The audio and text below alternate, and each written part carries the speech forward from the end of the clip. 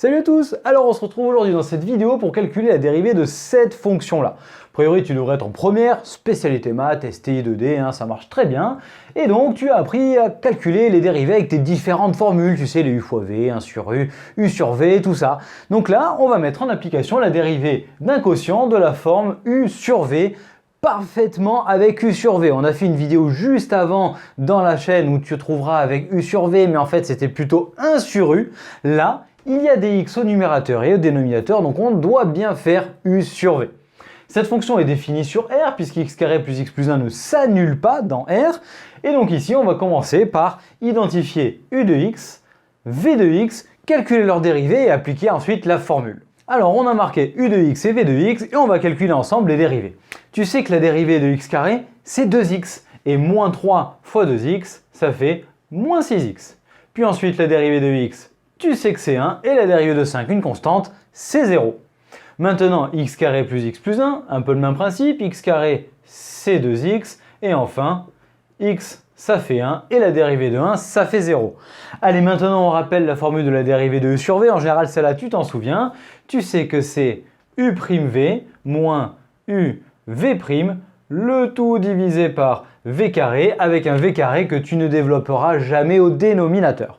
Bon ben voilà, maintenant on applique la formule qui est ici avec ce qu'on vient de faire là. Allez, let's go! Donc ici, la formule appliquée. U' fois V moins U fois V', le tout divisé par V carré. Allez, maintenant on va faire hyper attention, on va développer tout ça terme par terme et faire gaffe au moins ici. Dans un premier temps, on va laisser une parenthèse. Donc ça va donner une expression un petit peu longue. Donc là, tu peux voir l'expression, je t'ai passé le calcul histoire de ne pas perdre trop de temps. Donc on a développé ça là-dessus, puis ça là-dessus. Donc, je t'assure que c'est bon, c'est le bon résultat. Toi, regarde bien, fais ton calcul pour t'assurer que ça va. Maintenant, on regarde ce qu'on peut simplifier.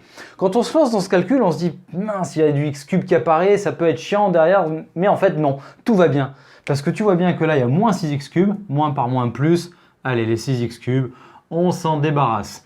Et là maintenant, ce que tu peux faire, c'est prendre des stylos de couleur par exemple, ou les souligner d'une façon différente pour faire apparaître les x carrés qui sont là, qui seront avec ça et ça. Et puis ensuite, pareil, tu prends une autre couleur. Ici, on a les x. Ici, on a les x. Et enfin, les constantes qui sont toutes seules. Maintenant qu'on a ça, on regroupe tout et tu vas voir, on va arriver quasiment au bout. Donc là, on simplifie les x carrés avec moins 6x carré plus x carré.